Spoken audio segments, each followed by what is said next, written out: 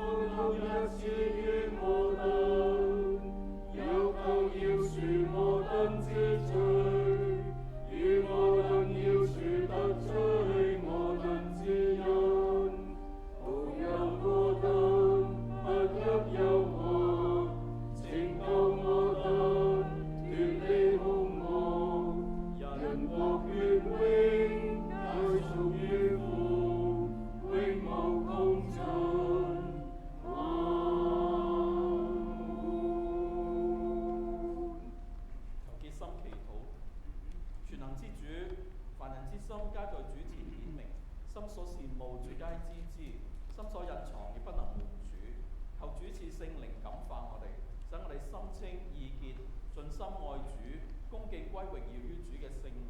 此乃我主耶穌基督而求。阿門。十誡啟應文。上帝已賜一切誡命俗約，我是兒子神，除我之外不可奉拜別神。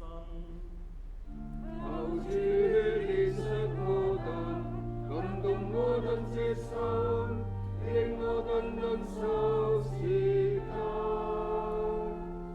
不可作偶像上天下地水中各物之形，不可跪拜侍奉其像。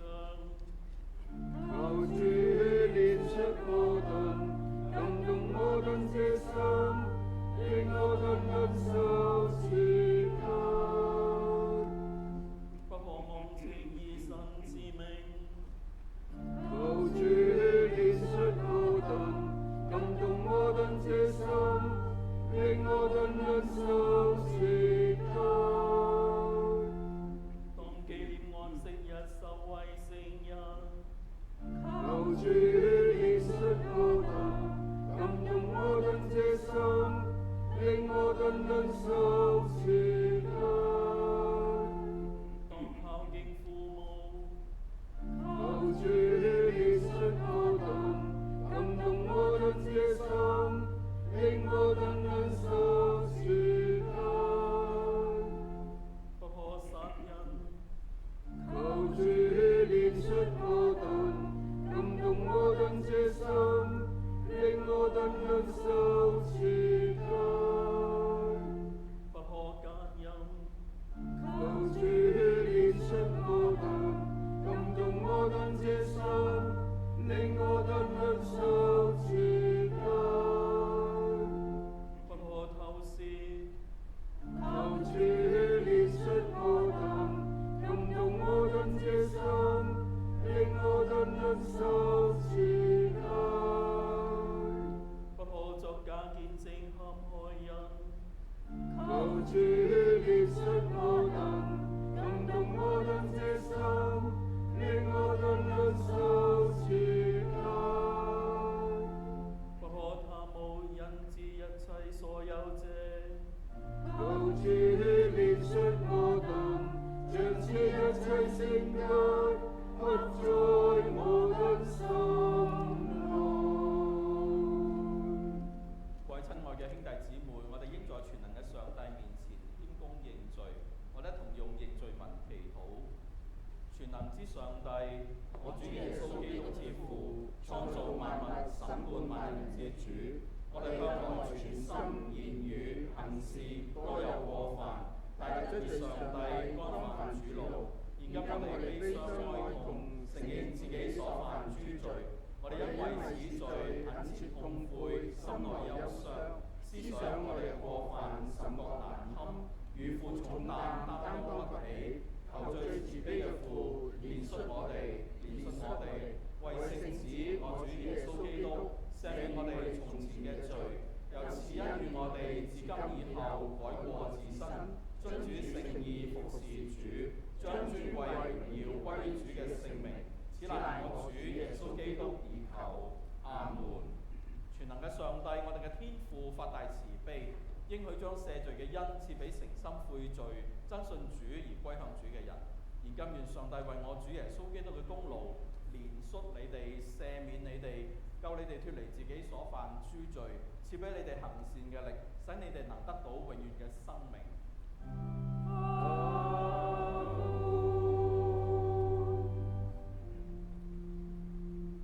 請聽我救主基督安慰人心之言，凡勞苦負重擔者可來找我，我將賜以等平安。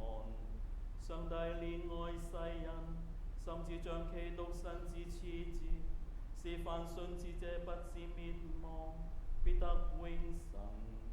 又請聽聖使徒保羅之言，基督耶穌降世，為拯救我等罪人，此乃可信之言，人人當悅服謝。又請聽聖使徒約翰之言，若有人犯罪，則在父前有一中保，正義人耶穌基督，被為我等之罪，作為挽回之祭，求主憐憫我等。求基督憐憫我等。願主與爾等同在。願主與之心靈同在。復活期第三主日嘅祝文，請同心祈禱。上帝啊，你當受頌揚嘅聖子，曾在擘餅嘅時候向他的門徒顯現，求你開啟我哋信仰嘅眼睛，使我哋在他一切救贖嘅工作裏邊認出他來。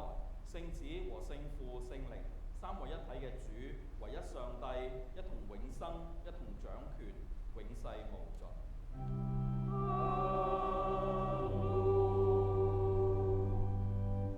各位請坐，聆聽上主嘅聖言。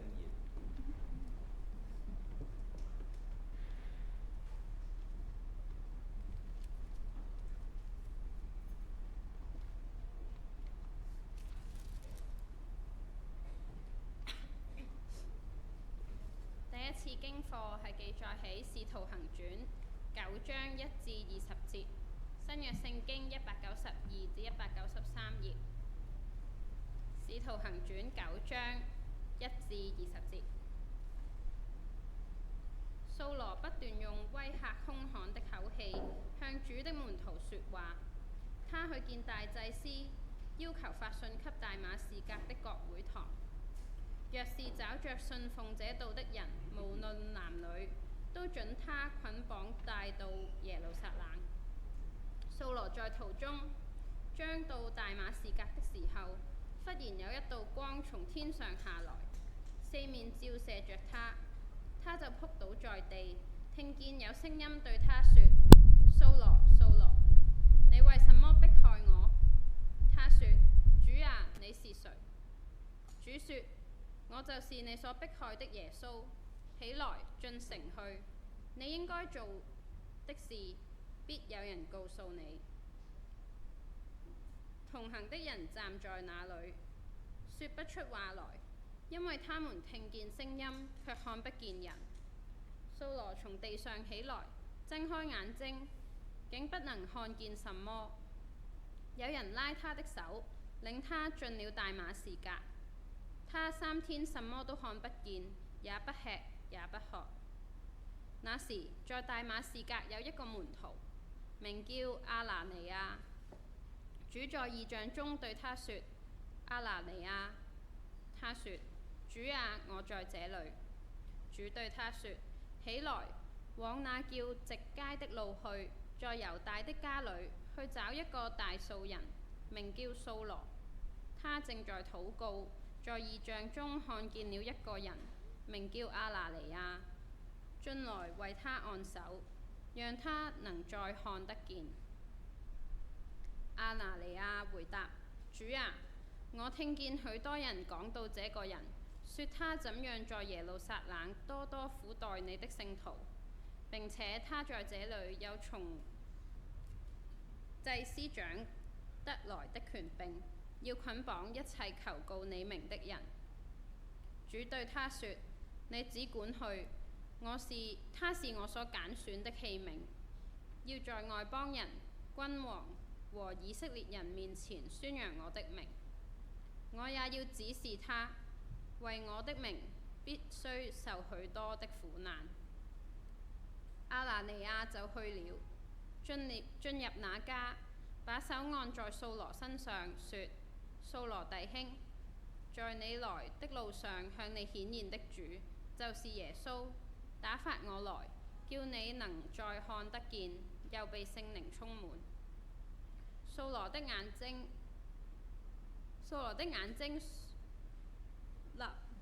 立刻好像有鱗一般的東西掉下來，他就能再看得見。於是他起來受了洗，吃過飯，體力就恢復了。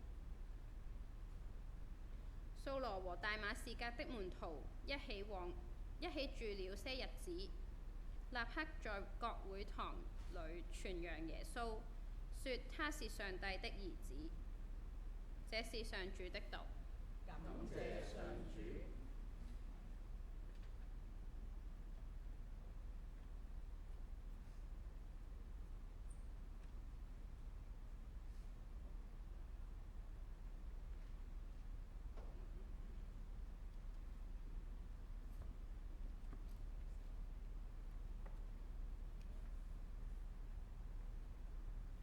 今日所揀選嘅詩篇係詩篇第30篇，舊約聖經783頁。詩篇第30篇。耶和華，我要尊崇你，因為你救了我，不讓仇敵向我誇耀。耶和華，我的上帝啊，我呼求你，你醫治了我。耶和華，你救我的性命脫離陰間，使我存活，不至於下入地府。耶和華的聖民啊，你們要歌頌他，要頌揚他神聖的名字，因為他的怒氣不過是轉眼之間，他的恩典乃是一生之久。一宿雖然有哭泣，早晨便必歡呼。至於我凡事順利，就說我永不動搖。耶和華，你曾施恩，使我穩固如山，你轉念不顧，我就驚惶。耶和華，我曾求告你，我向耶和華懇求，我被害流血，下到地府，有何益處呢？塵土豈能稱謝你，傳揚你的信實嗎？耶和華，求你應允我，憐憫我。耶和華，求你幫助我。你將我的哀哭變為跳舞，脱去我的罵兒，為我披上喜樂，使我的靈歌頌你，不致緘默。耶和華，我的上帝啊，我要稱謝你，直到永遠。但願榮耀歸於聖父、聖子、聖靈，起初如此，現今如此，後來亦如此，永無窮盡。阿門。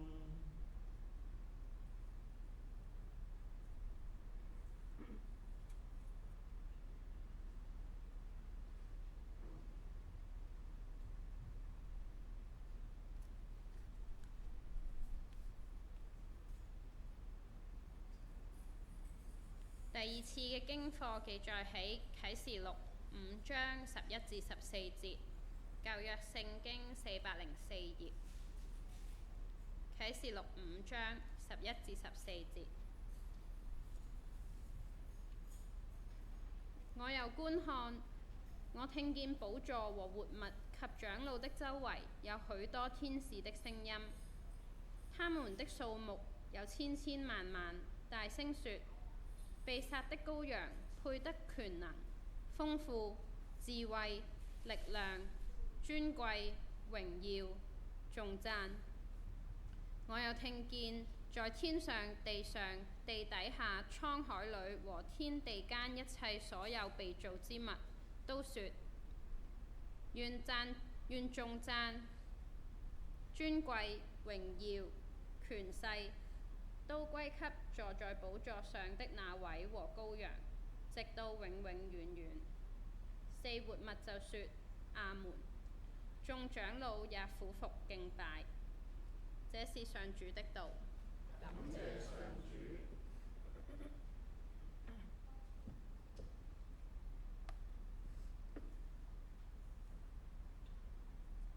同唱聖佳聖詩，天上生良歌，普天頌讚194首。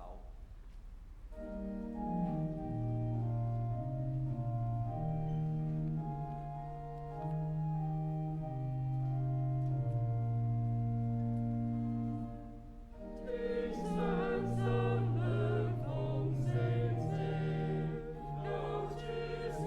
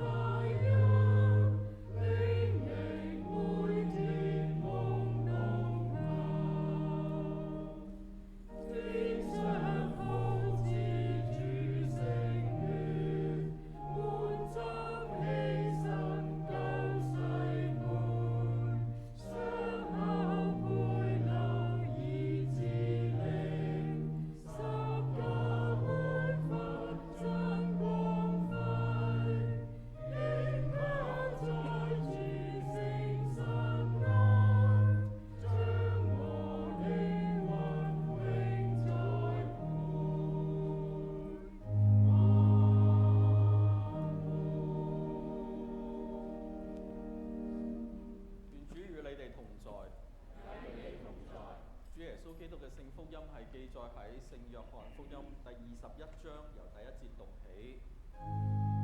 願榮耀歸於上主。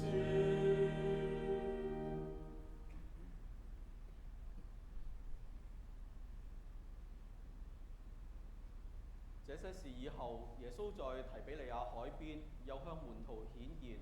他怎樣顯現，記在下面。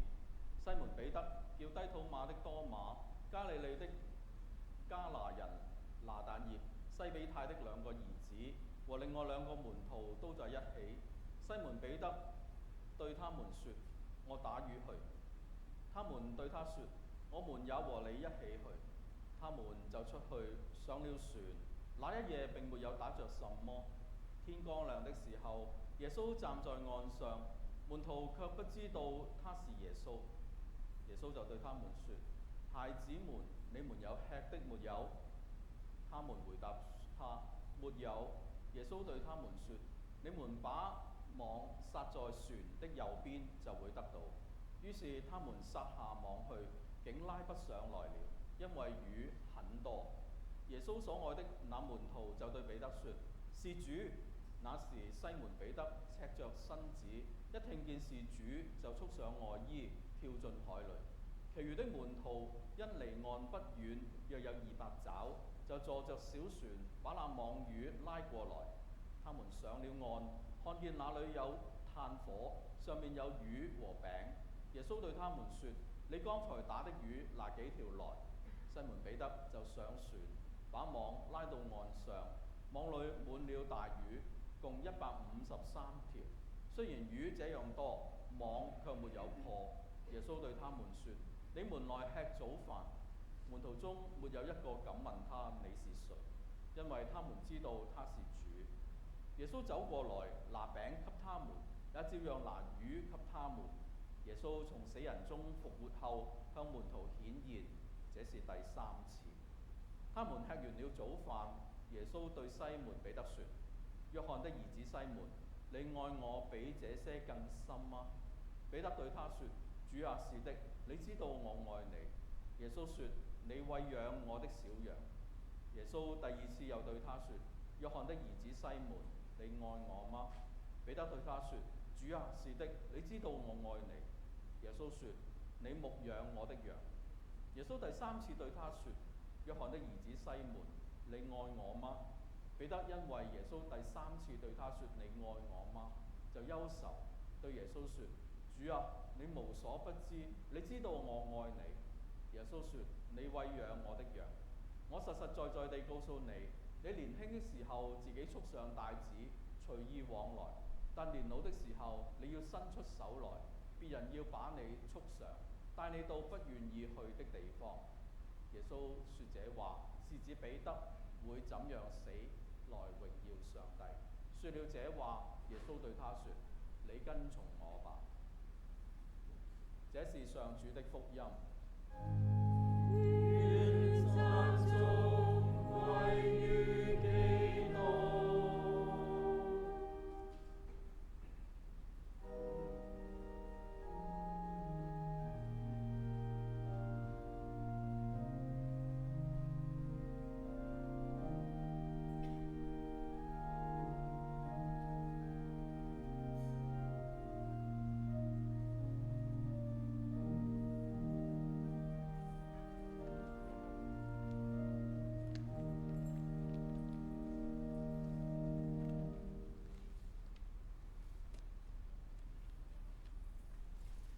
公禱書第129頁，我哋同用彌迦亞信經嚟宣認我哋普世嘅信仰。我等信獨一至神，藉全能之聖父，創造天地，及一切有形無形之萬物之主。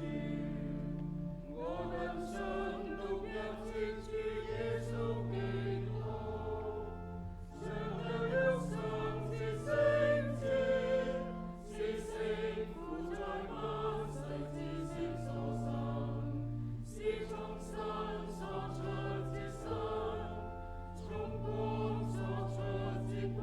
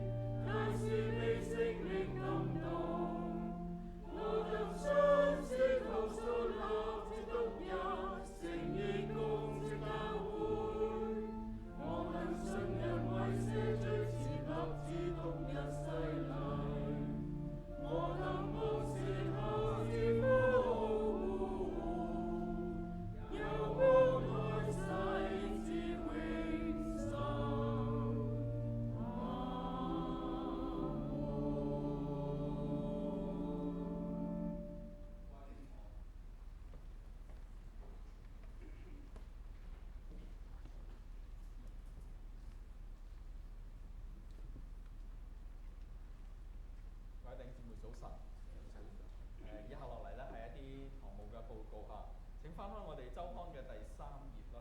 代禱事項裏邊，我哋仍然都有好多嘅弟兄姊妹咧身體健安啊，係好需要大家咧係透過大家嘅禱告咧去支持我哋呢啲弟兄姊妹嚇，希望可以盡快康復翻到嚟教會裏邊一同去侍奉上帝。禮拜堂各樣嘅事務咧都係好需要大家嘅代禱嘅支持嘅嚇，特別咧上個禮拜我哋有新嘅受洗嘅弟兄姊妹加入我哋啦嚇，咁亦都係我哋已經啱啱過咗64週年啦，由今天開始咧就應該踏入我哋嘅65週年㗎啦，咁所以咧喺出年我哋慶祝65週年堂慶嘅時間嚇，咁呢前後呢啲時間咧，我哋會有好多嘅特別嘅活動係堂慶年啊嘛嚇，咁咧就所以有好多特別嘅活動係進行㗎，咁希望大家咧都為到呢啲各樣嘅事務啊活動啊去代禱啦。教省嘅祈禱環咧，今天咧我哋會為到聖腓力堂去代禱嚇。咁聖腓力堂咧就係喺天水圍啊，天水圍。咁咧呢個地點咧就係聖腓力堂係我哋97年之前最後一個政府批地俾我哋做禮拜堂嘅地點嚇。咁97年之後咧，政府就再冇批地俾我哋做禮拜堂啦。咁咧就以後我哋開嗰啲禮拜堂咧就要自己買地喎，自己買地自己起啦。咁所以咧，聖腓力堂係最後一幅政府批地俾我哋嘅起嘅禮拜堂啦。咁佢個位置咧就喺天水圍有個中央公園嘅，喺個公園側邊。咁咧嘉湖山莊對面啊嚇，咁咧就都係一個即係天水圍一個好特別嘅社區啦。咁我哋都要為到喺聖腓力堂喺嗰度嘅福音工作去代禱啦。咁咧就而家嗰度嘅主任牧師係郭志謙牧師嚇，郭志謙牧師咧係郭主教嘅妹嚟㗎，唔知大家知唔知啊？咁咧請大家都為到聖腓力堂去代禱啦。本港世界即係我諗而家大家都睇到而家嗰個環球嗰個貿易戰即係都頗為嚴峻啦嚇。我諗好多天災人禍嘅事咧，係好需要大家係透過禱告去讓呢啲事係盡快渡過嚇。咁希望大家都關注到世界，關注到香港，關注到我哋身邊嘅人啊。咁咧就報告事項嚇。今日係復活期啊！咁我頭先喺崇拜開始都提醒大家復活期。當你見到呢支復活蠟燭俾人擺喺呢個位嘅陣時咧，咁我哋咧就係復活期啊嘛！我哋話主耶穌基督已經復活啊嘛！我哋係一個自由嘅人啦，咁所以咧一個特點咧就係復活期裏邊我哋唔跪啊！好多時我哋太習慣啦嚇，即係一話祈禱就自動到跪低㗎啦咁啊！咁但係好嘅，呢個係好嘅，不過我都提醒大家復活期咧，我哋表達下我哋呢個自由人嘅身份啊！另外咧就今日係5月嘅第一個主日嚇。我哋5月第一個主日咧，我哋個奉獻咧係全2個捐袋嘅嚇。咁有一個係紅色個係主日捐啦，第二個係一啲慈惠嘅捐嚇。咁請大家努力捐輸啦嚇。頭先都提過嚇，上個星期我哋有新嘅弟兄姊妹係受洗加入我哋嘅教會嚇。咁咧名單就刊登咗出嚟啦。上個星期咧，我哋總共有10位嘅弟兄姊妹咧係領洗加入我哋嘅教會嚇。請大家都為到佢哋同埋佢哋嘅家庭去代禱啦。咁上個禮拜咧，因為都係叫做少嘅64週年堂慶啦，咁我哋完咗崇拜就一齊出咗去飲茶嚇。咁有啲嘅收支嘅報告咧就已經貼咗喺出邊報告版啊，如果大家有興趣可以去睇下嚇。嚟緊咧5月18號嚇，5月第3個禮拜係我哋嘅牧區議會嚇。咁請大家留意下嗰個下晝1點半咧，我好習慣牧區議會下晝1點半舉行嚇。不過咧，因為5月18號咧就我哋有另外一間堂咧係聖道堂嘅堂慶啊。咁其實我係聖道堂當年好多年前推薦我做牧師嘅，咁我咧就佢哋堂慶我必須要翻去啊。咁所以咧就佢哋嘅堂慶崇拜應該係4點4點咁係啦。咁我咧就即係希望可以盡早完成個牧區議會啊。咁咧就咁所以咧各位牧區議員請幫手。我哋咧喺5月18號，我哋完咗崇拜之後，即刻喺下邊副堂度舉行牧區議會，因為呢度就唔方便食嘢啊嘛。下邊咧你可以食住開會啊，我唔介意大家一路食一路開會嚇。咁所以咧請各位牧區議員幫手啊。咁咧就5月18號我哋開牧區議會咧，我哋完咗崇拜即刻落下邊副堂度開始啊。咁呢個就係即係少少提醒下。我哋嘅福音粵曲咧就即係都開始咗一段時間，但係一路都好似冇刊登喺我哋嘅週刊啊。咁今日咧我哋就刊登翻喺週刊啦嚇。興趣參加嘅弟兄姊妹咧，咁就可以一齊去透過唱原曲都可以係宣講上帝嘅福音週三嘅研經班仍然繼續嘅，咁而家係睇緊《使徒行傳》，歡迎星期三下晝3點半翻到嚟。普通話崇拜，我哋逢係第5主日有普通話崇拜啦。咁嚟緊係6月29咁請大家留意。頭先講嚟，我哋已經踏入開始邁向65週年啦。第一個活動已經見到啦咁咧嚟緊咧喺6月29號咧，咁我哋亦都係普通話崇拜嗰日嘅晚上咁咧我哋咧傍晚啦5點鐘啦，我哋有個音樂會我哋咧係邀請咗一啲家長嘅合唱團咧嚟咧係演出咁我哋歡迎大家都參與咁俾個信息大家知道有一樣咁嘅嘢先好啦，咁咧就奉獻通告都提一提啦。有啲弟兄姊妹係透過自動轉帳將你哋嘅奉獻係傳入去教會嘅，但係有陣時咧大家做咗自動轉帳之後咧，就冇將呢個信息咧話翻俾我哋禮拜堂知，咁所以有陣時我哋銀行收到一啲嘅獻金咧，我哋唔知道係邊位獻出嚟嘅，咁所以咧如果大家係需要攞翻個收據嘅，請大家將你自動轉帳入咗數嗰啲入數紙咧寫翻你個名俾翻我哋知道，咁我哋咧就會開翻正式收據俾大家請提醒大家原來1月至3月唔覺已經有16次係無名氏做咗奉獻俾我哋咁如果我哋唔知道係邊個嘅，唔好意思我哋只可以當係無名氏嘅捐獻咁請大家留意嚟緊嘅一啲經課亦都刊登咗啦。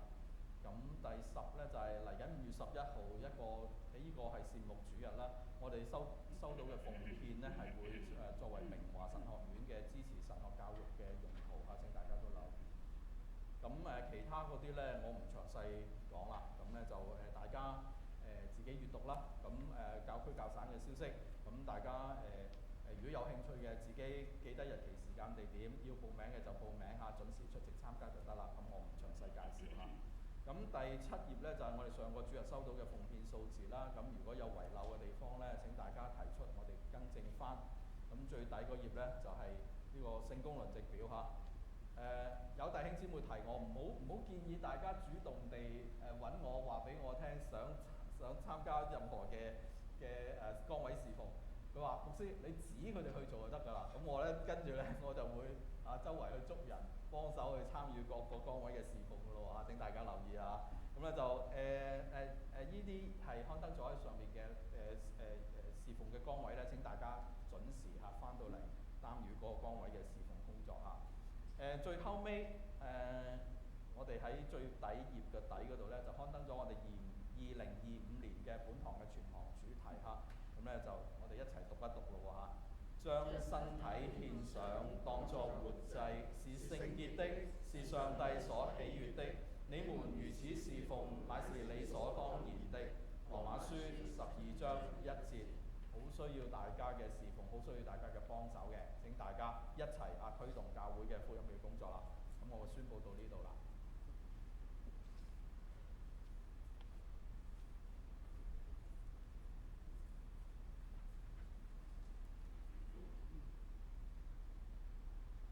請同唱聖詩大啟樂園歌，普天頌讚131首。唱詩之後，阿輝叔會為我哋證道。Alleluia.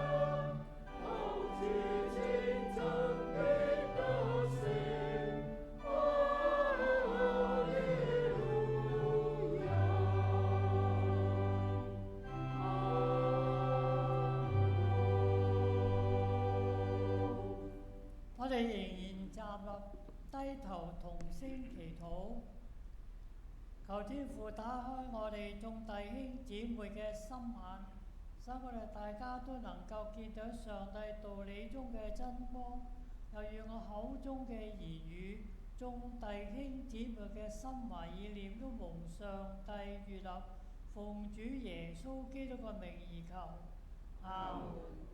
各位請坐。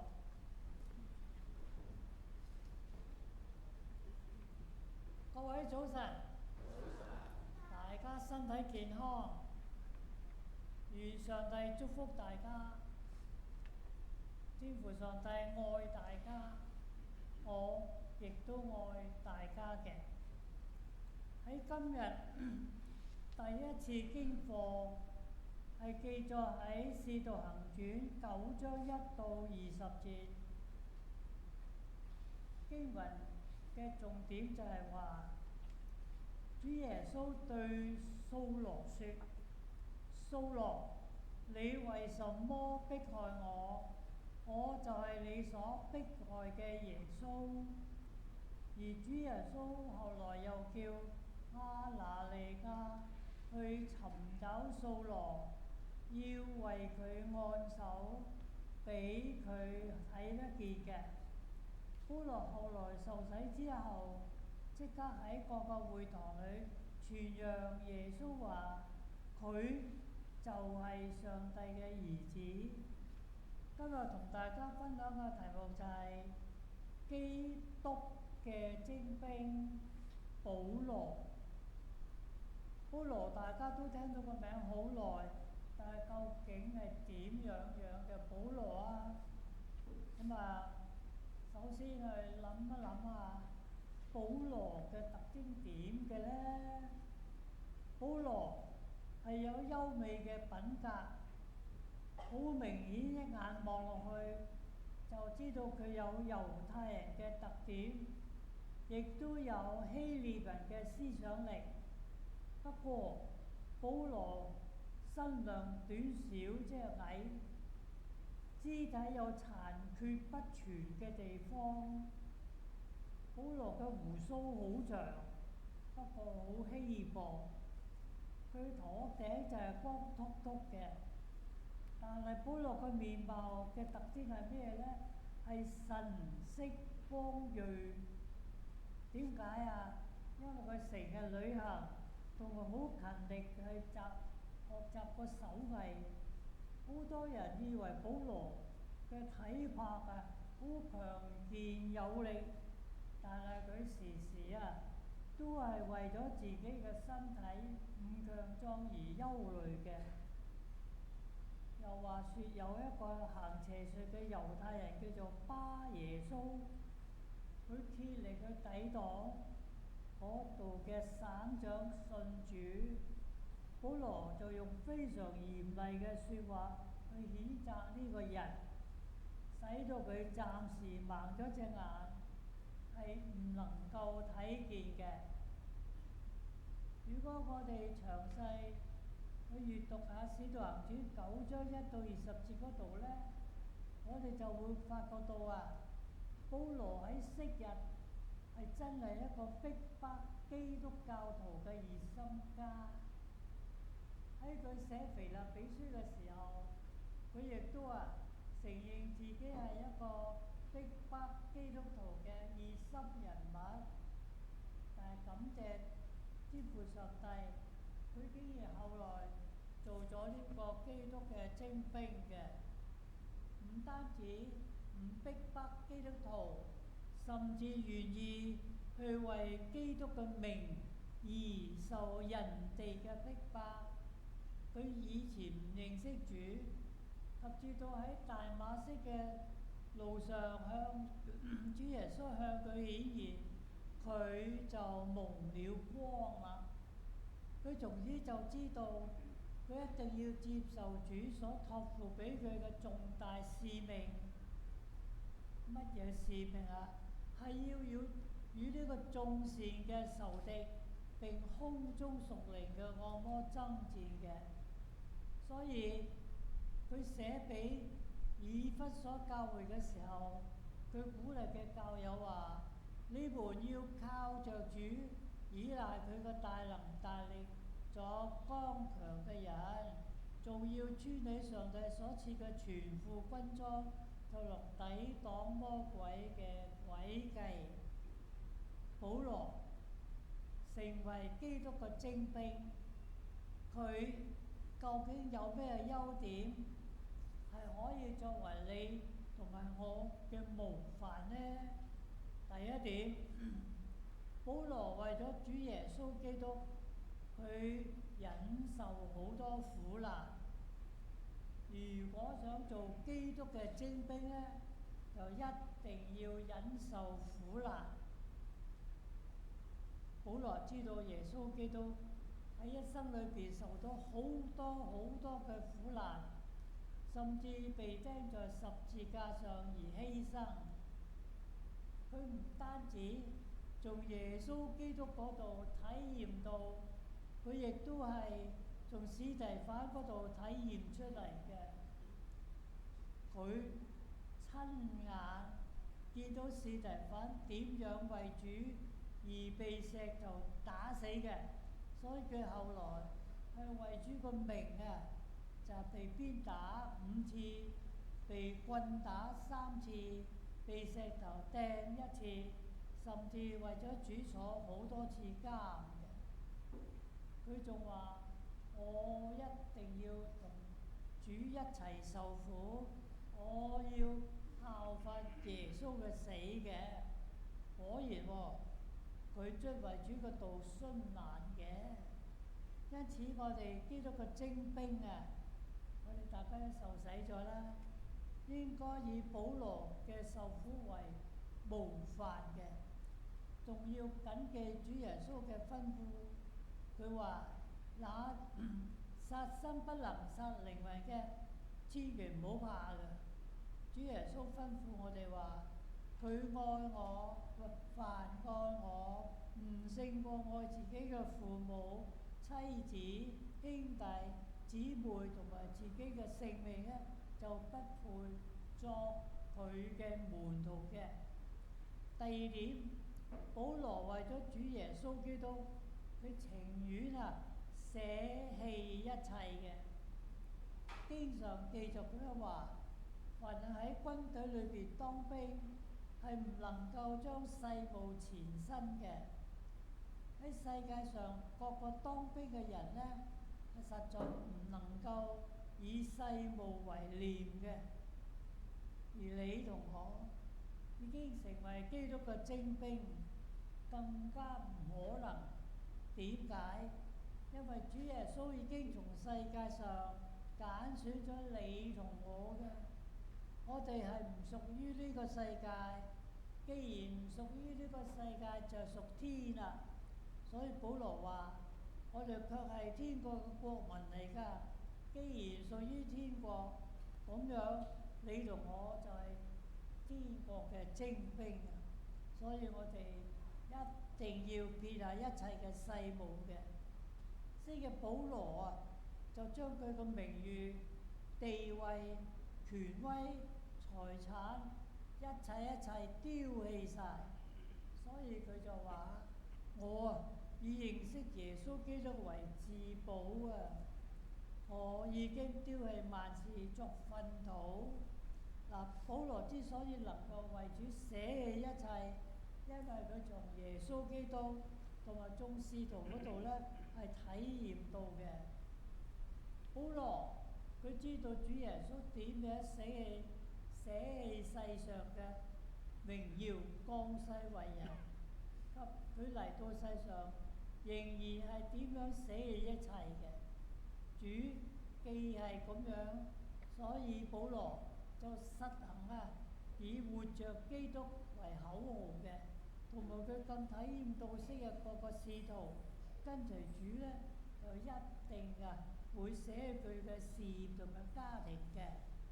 咁由此呢，保羅就體驗到凡係跟隨主嘅，就必須捨棄一切。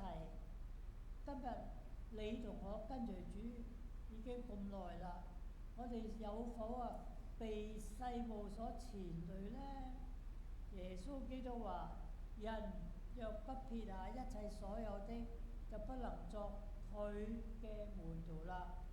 第三點，保羅為咗基督嘅緣故，從不怕驚嚇嘅。作為一個基督嘅精兵，我哋係唔怕任何人嘅驚嚇。除此之外，我哋可以喺度各個書信裏邊見到昔日嘅使徒啊，佢哋曾經被人哋恐嚇，禁止佢哋傳講上帝嘅道，但係佢哋一啲都唔怕，唔理驚嚇，唔理禁止，佢哋仍然拼命咁去傳道同埋教訓眾人嘅。甚至佢哋俾人鞭打、俾人監禁，佢哋仍然係至死忠心，並且加倍剛強壯膽傳揚主嘅道嘅。保羅佢昔日亦都受到人哋嘅恐嚇，被鞭打、被坐監，但佢仍然毫無畏懼嘅心，反轉頭佢好充滿着喜樂嘅。點解呢？因為佢曾經喺獄中啊，喺半夜三更嘅時間唱詩、祈禱、去讚美上帝，令到監獄嘅地大為震動嘅。第四點，保羅已經打咗美好嘅仗啦。保羅佢係一位基督嘅精兵，所以佢能夠打美好嘅仗。我哋要知道啊，凡係精兵咧，一定要打美好個仗，否則就唔係精兵，乃係敗兵啦。乜嘢叫做打美好嘅仗啊？就係要得勝罪惡，得勝私慾，同埋世界一切嘅誘惑，仲有好緊要嘅就係得勝魔鬼嘅試探嘅。弟兄姊妹們，你我都係基督徒啦，我哋務要為主個名同主個真道要打美好嘅仗嘅。我哋要成為一個有勝無敗嘅基督嘅精兵。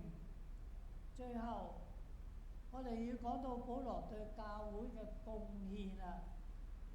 自從保羅蒙召歸主之後呢，佢即刻喺大馬色嘅各教會呢，去傳講基督，極力證明耶穌就係上帝嘅仔。凡係聽到佢講道嘅人呢，莫不驚奇。佢力證到耶穌係上帝嘅仔之外呢，仲要證明耶穌基督係救世主嚟嘅。佢有膽駁到大馬色嘅猶太人嘅，佢將福音唔係傳俾猶太人咁簡單，仲要向外邦人傳道嘅。喺世界各地嘅教會呢，都受到保羅嘅影響同埋鼓勵呢，又興旺起嚟添。保羅佢唔單止積極遊行報道嘅工作，對於文字嘅報導更加積極推行嘅。保羅佢親自寫咗13封書信，其中論及要道嘅係包括以下嘅問題：救贖、稱義、得救、靈恩、奉獻、愛心、組織、信徒生活嘅準則，成為咗教會最寶貴嘅文獻嘅。最後佢被囚在羅馬，並在羅馬殉道嘅。使徒保羅為咗要傳福音，係忠心耿耿、盡心盡力、不辭勞苦、任勞任怨，甚至要坐監。喺佢精神同肉體上一同受好多嘅苦難，係人都替佢不堪其苦，所以腓立比嘅教會嘅基督徒非常同情佢嘅遭遇，唔單止思念佢，而且仲紀念佢，將財物供應保羅嘅需要嘅。總而言之，呢啲基督徒嘅愛心同埋慷慨係值得好讚揚嘅。咁樣會使到使徒保羅得到好大嘅安慰同埋鼓舞嘅。正所謂雪中送炭，國外格外溫馨嘅，好值得後世嘅基督教會所有基督徒，包括你同我在內，要效法佢哋，同埋要讚揚佢哋嘅。阿門。但願榮耀歸於聖父、聖子、聖靈。始初如此，現今如此，後來亦如此，永無窮盡。阿門。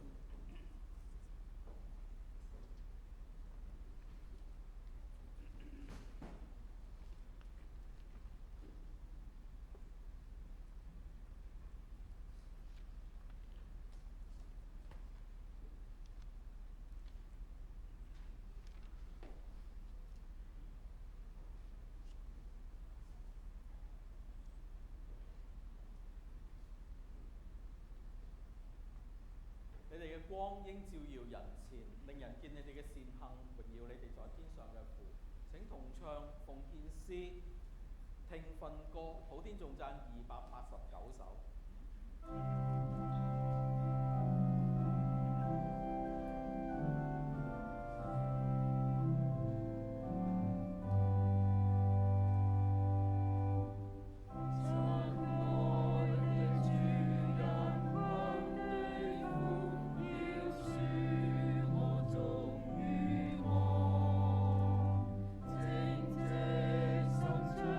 在此有福，請記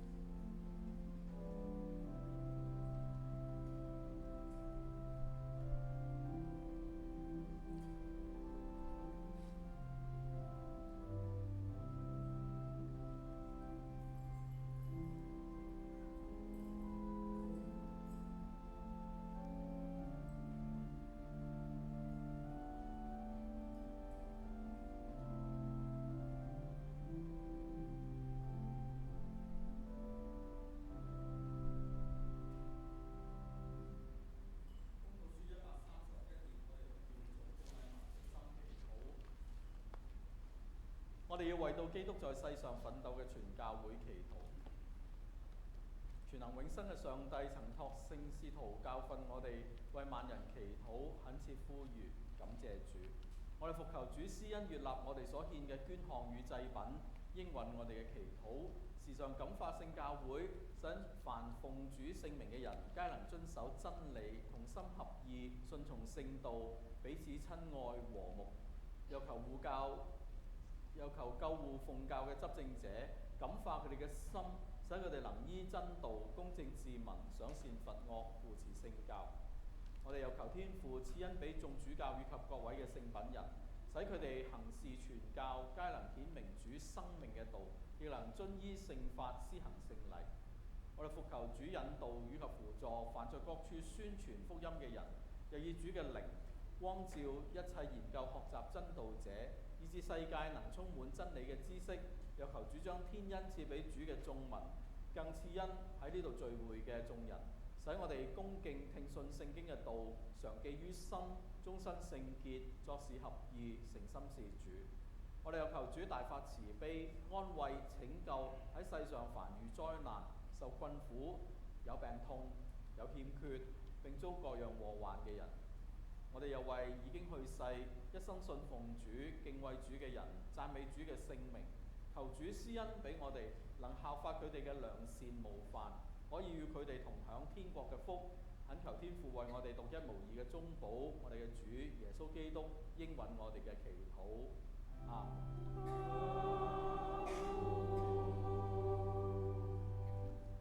你哋若真實悔罪，與人親愛和睦，立志自新，從今以後遵主嘅命令，行主嘅聖道，你哋宜存信心，領受聖餐，使你哋能得到安慰。要向全能嘅上帝同心祈禱，我哋同用謙恭近主民祈禱。慈悲嘅主，我哋到主嘅聖壇前，不敢以為有功可辭，維持主嘅大慈悲。我哋即受主聖壇下嘅零碎，亦是不配。為主乃常施憐憫嘅上帝，所以現今求主施恩，使我哋能領受上帝愛子耶穌基督嘅聖體及寶血，以致我哋有罪嘅身體因耶穌嘅聖體得以潔淨，我哋嘅靈魂因耶穌嘅寶血得以洗清。如此，我哋常居於基督之中，基督亦常居於我哋嘅心內。阿門。願主與義等同在，願主與至心靈同在。我等應當心中仰望主，我等心中仰望主。我等應當感謝我主上帝，我等感謝上帝，乃理所當然。無論何時何地，感謝主聖父，全能永生之上帝，此乃理所當然，亦是我等本分所當作。所以我等與天使並天使長及眾天君同聲稱頌主，有榮耀之聖名，相讚美主曰：聖哉，聖哉，聖哉，天地萬國之主上帝，主之榮光充滿天地，願榮耀歸於至上之主。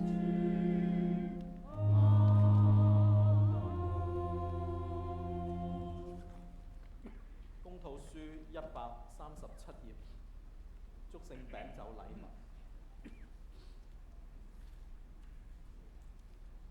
全能嘅上帝，我哋嘅天父，我哋讚美主，因主大發慈悲，使獨生聖子成為人身，喺十字架上受死救贖我哋。耶穌喺十字架將己身一次獻上，為世人作咗完全嘅贖罪祭，又設立呢個聖禮，吩咐我哋時常奉行，以紀念佢為我哋受死。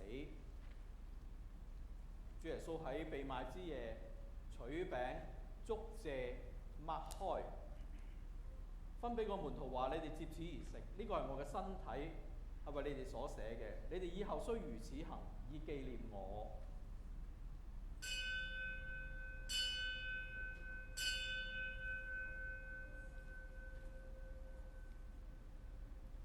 餐後舉杯祝謝，遞俾門徒話：你哋皆將此飲，呢個係我嘅血，即係新約嘅血，係為你哋與及眾人免罪所流。你哋以後當飲之時，須如此行，為嘅係紀念我。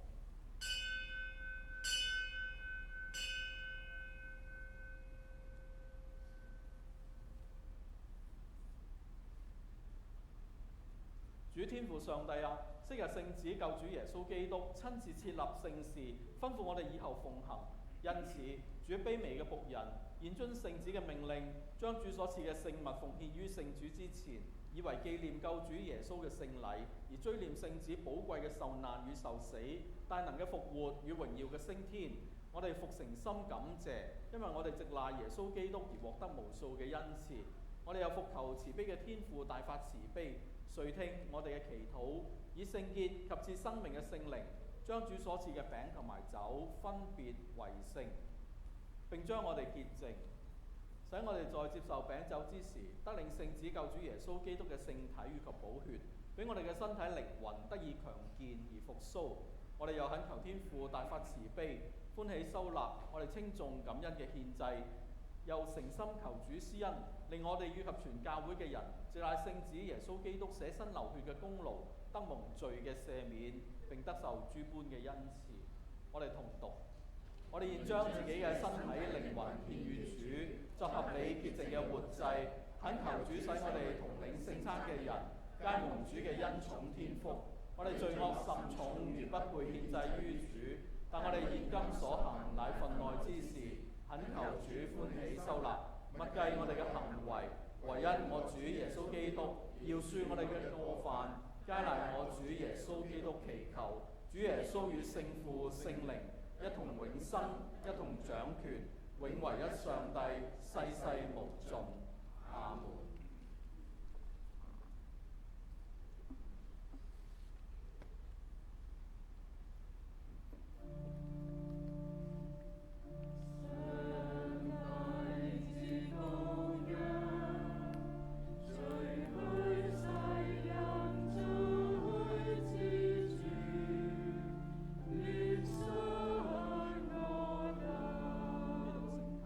上帝之羔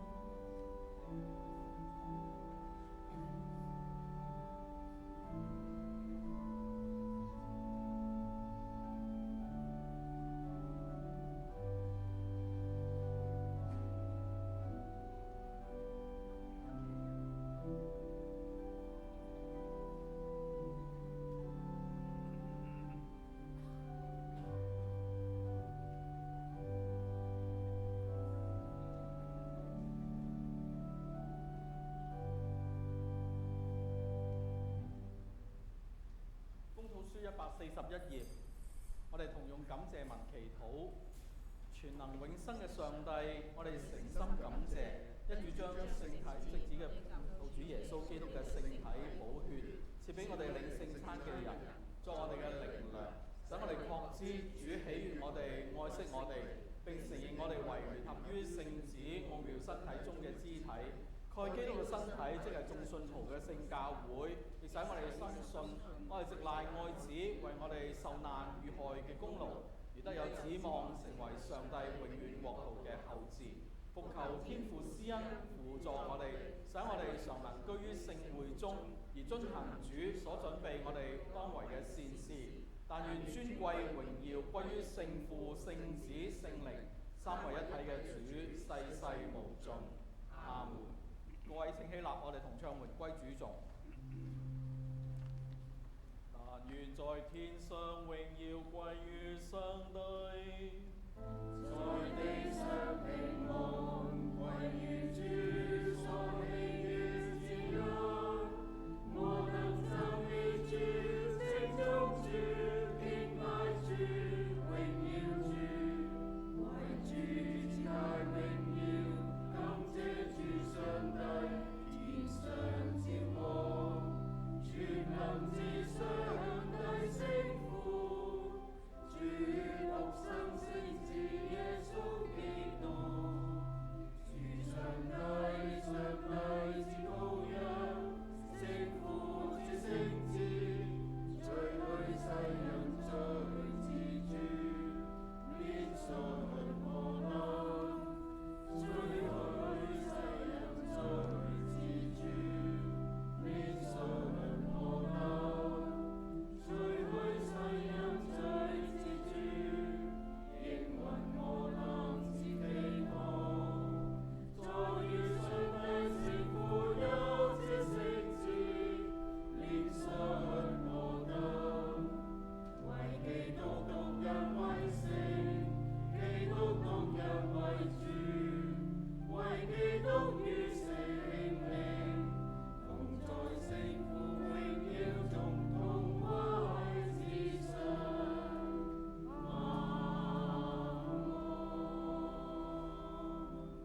我哋同心祈禱，領受天父上帝俾我哋嘅祝福。願上帝賜人意外嘅平安，保守你哋嘅心思以及意念，令你哋心識敬愛上帝與聖子，我哋嘅救主耶穌基督。又願全能嘅上帝、聖父、聖子、聖靈賜福你哋，保護你哋，從今日直到永遠。